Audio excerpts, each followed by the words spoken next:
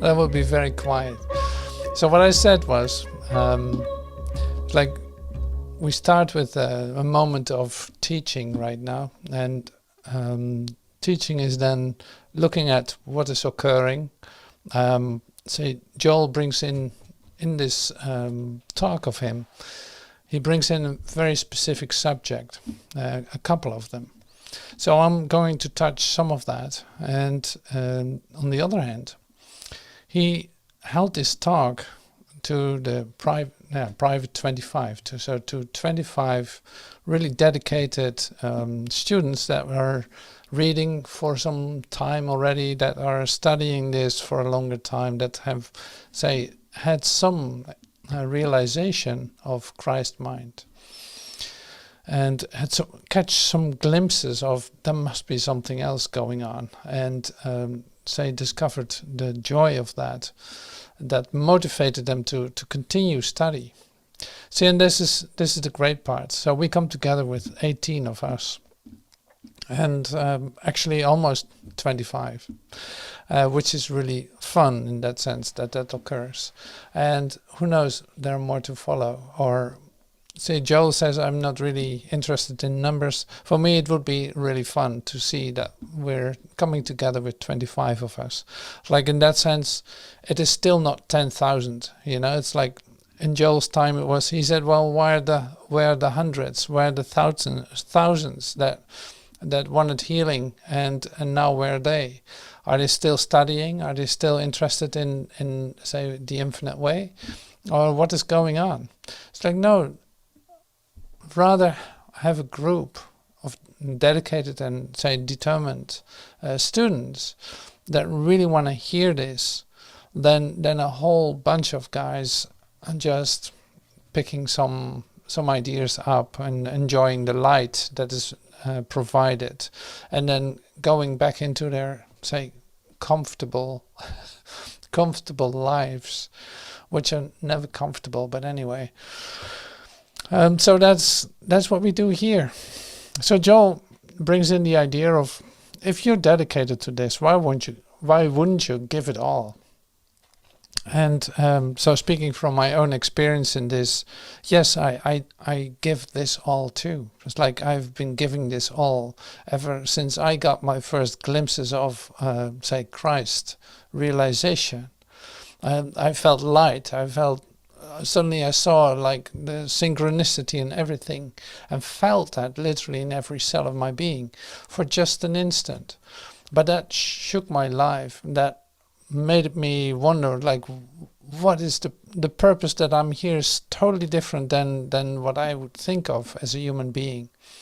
And from that moment on, I started to dedicate myself completely to the path. In fact, I didn't have a choice at all. It felt like that. It's like something has touched me, and I want to follow that. I want to give it all. I don't care what it asks of me. I will do it no matter what. So it's really like what Jesus says, like, leave your nets, so leave the constriction of human limitation, and say, go beyond the thinking of yourself as a human being. Don't think that what you think about yourself or your situation have anything to do with the reality of who you are. So this is what Joel brings in this class too. So, and then he says, well, I started to charge for classes. I really started, people had to pay to come to class, just because it would be something for them to do. Like, it would give them an idea of value. Like, why not give that completely?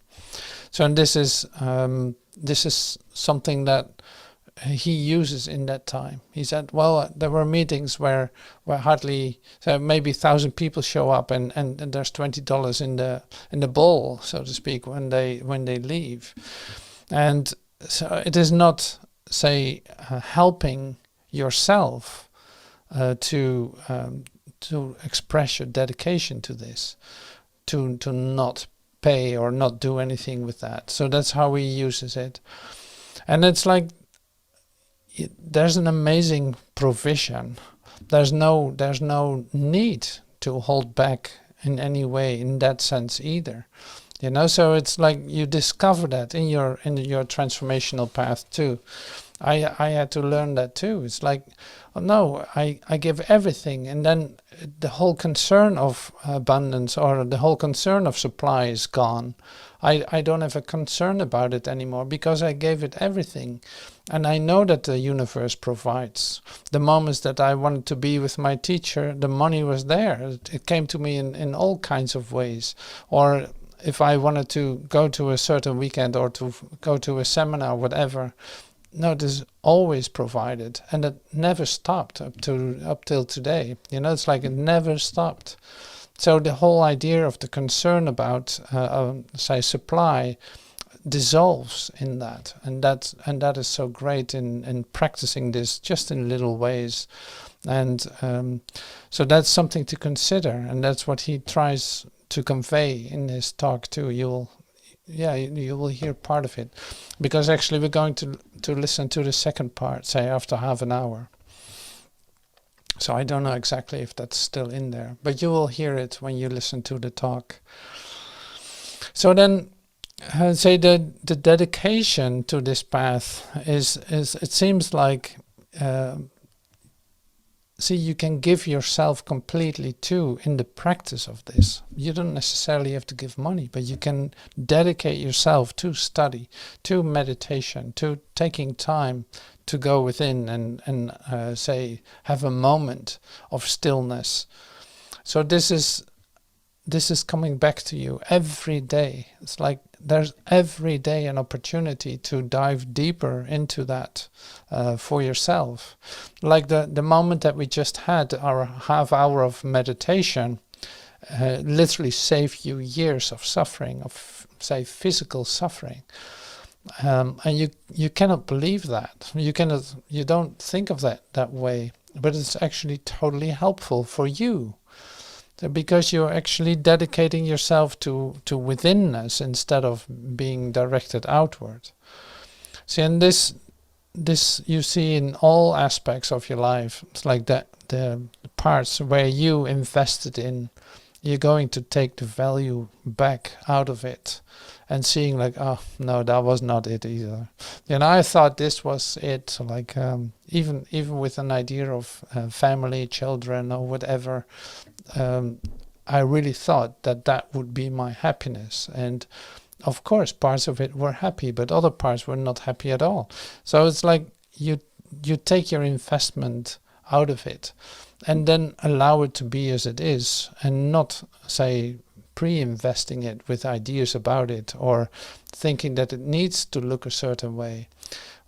So it's more like you come to the place where you let things of value show themselves instead of you giving it value. So, and you also discover by the practice of it where your value lies, what really is valuable to you. So that is also good to see in your practice. Just like we had our meditation, like, oh my God, it was very quiet. It was so still.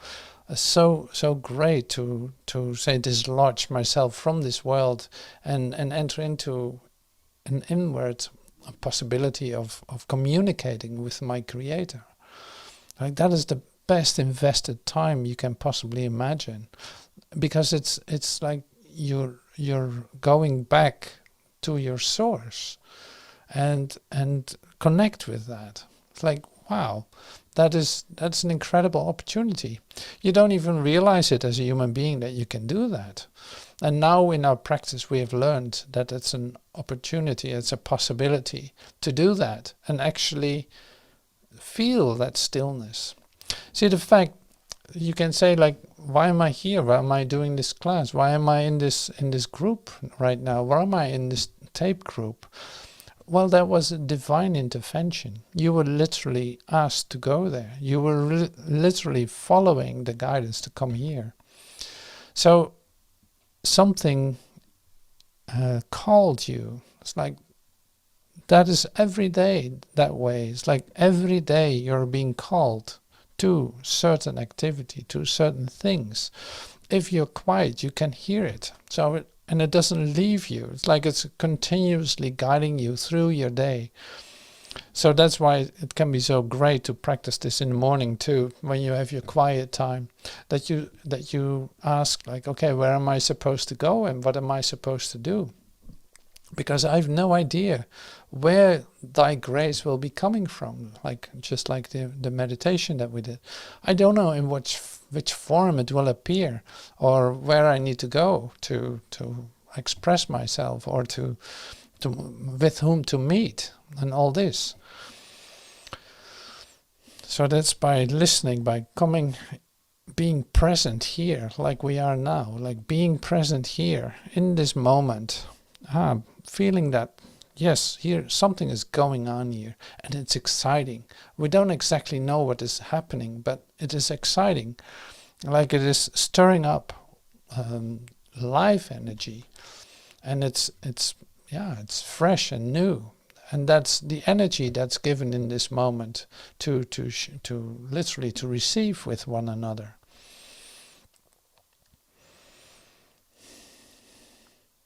So Joel talks in the talk too about the healings that he gave. Like he did so much physical healing work that he sometimes had, say, I think 150 people a day that called him. So that's quite a lot.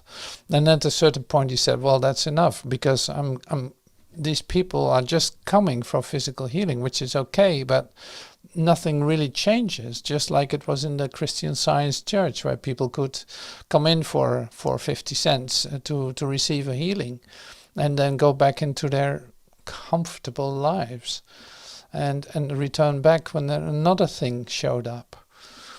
So he didn't want to do that any longer. He stopped doing that, and he says like, well, that will happen to you too. Once you start coming into a healing work, suddenly you will say like, I'm not a healer, I'm a teacher. I'm going to teach this. I'm actually, say, helping you to receive this for yourself, instead of that I'm doing some healing work here. And that's also an important thing to remember. It's like, you have to accept this for yourself. You cannot get this out of a book, or you cannot even get this out of this talk. It can point you in the direction, but you still got to do the work, so to speak. You still have to receive this for yourself. And that's where the healing occurs. So Christ realization is really the topic that we're talking about. It's like Christ realization. So the Christ realization is interesting. If you look at it this way, it's like coming from your human nature.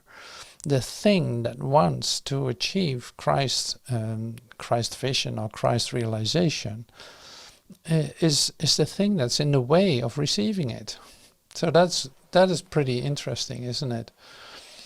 So you're actually in the way of your own awakening, and by doing these moments of contemplation, by doing these moments of meditation, you sink in yourself where you start to connect with the Christ within you, because he works through you. He works through you, and he say that is already so.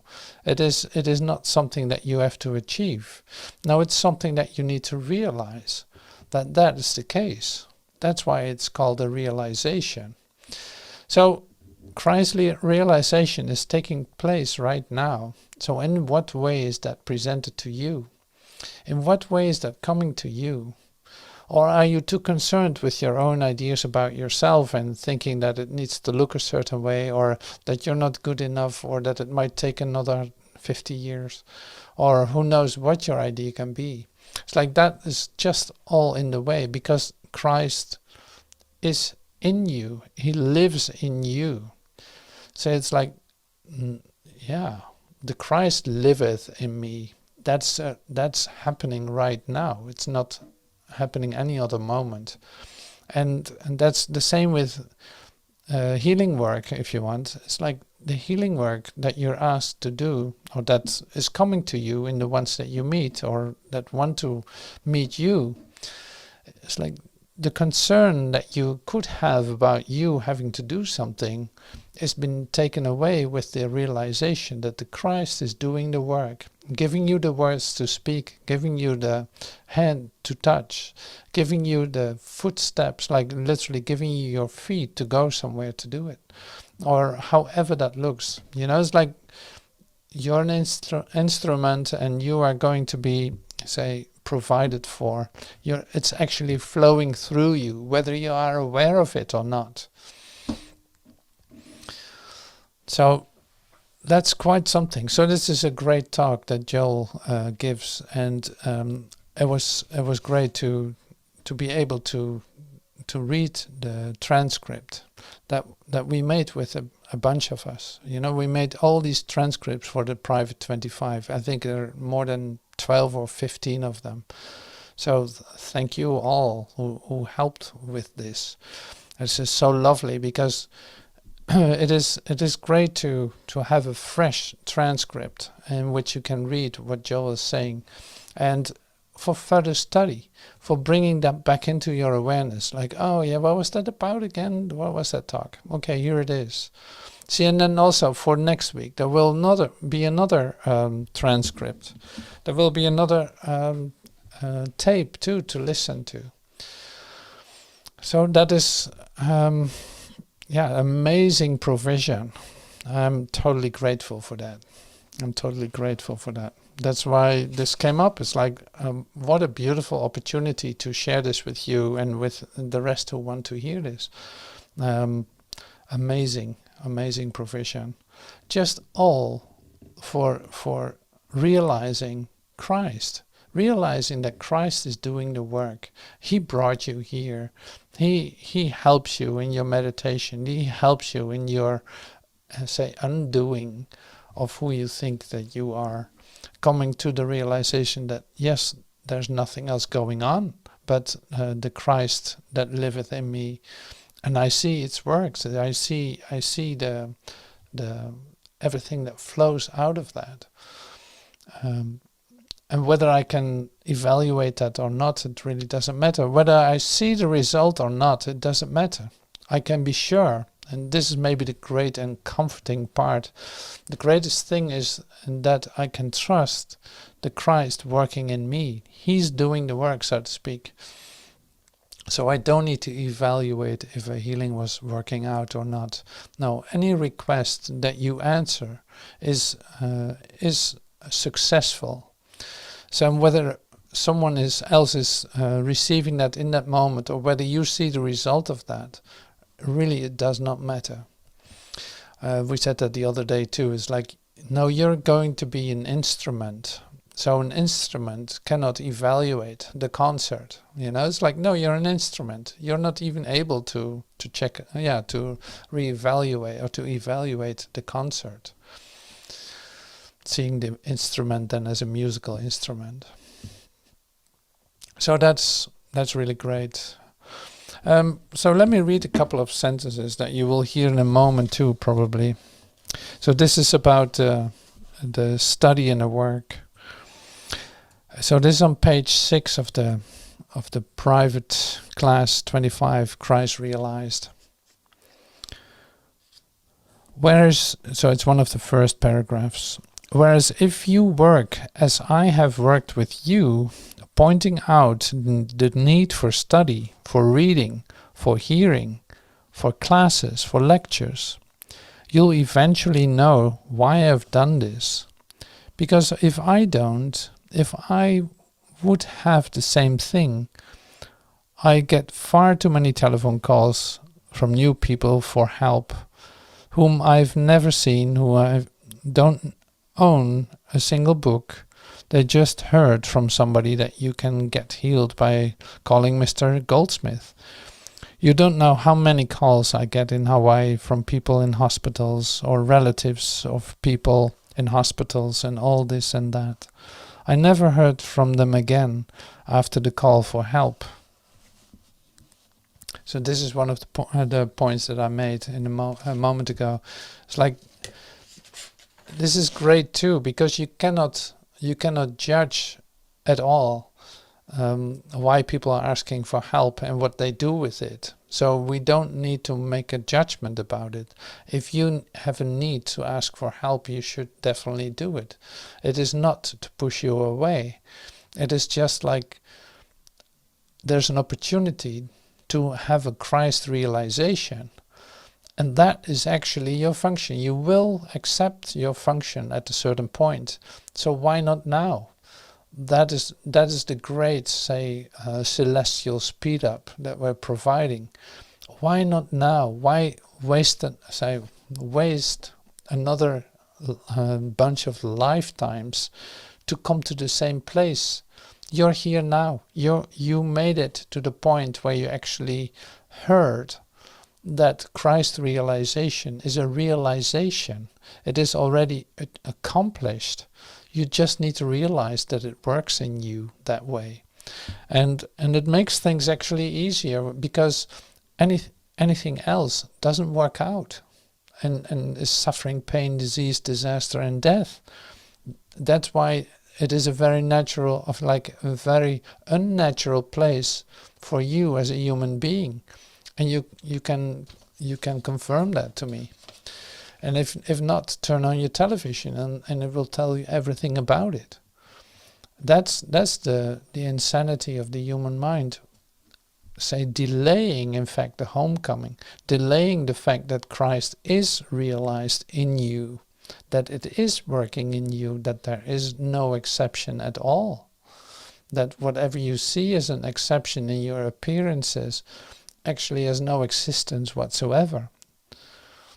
So realizing that, my God, why not? Why would you want to suffer? Why would you want to die? Why would you want to, say, delay your homecoming? So that's about as clear as I can say it, can share it with you. So the great thing is, and this is what Joel tells us too, is this, and I realize that when I'm speaking, it's like, that makes me so happy. Like, if you have in your group, in the way that you come together, ears that hear, that allows me to share with you what I really love to share. It's like, that is a high frequency teaching in that sense, because you're able to hear it. So rather have 18 in class that can hear this and that are with ears that are open to receive this, because that allows me to share that, and allows me to share like the essence of this all. Otherwise I had to do like an introductory talk into how does meditation work and all this. It's like, no, you know all this. This is, you know the theory. You went through all the tapes. Or maybe you saw 20 or maybe 100 tapes, or maybe even more. Or you read books. I know that you did that. So, but you are waiting for the realization of this Christ. And this was just a little adjustment to come to the place where you actually start to see, oh my God, it is already working that way. I just have to realize that. I have to see that. I see it at work by putting my stuff aside, by stepping aside 3 or 4 inches and getting out of the way to see that it's working. And then I can step into my healing mission or my teaching mission, because now I can trust to open my mouth and trust what comes out, because, hey, the Christ in me is realized. That is what is occurring. And nothing else has any power and has anything to say, even though it might scream and scream for attention. It has nothing to say. So thank you for letting me teach you that, letting me share that with you.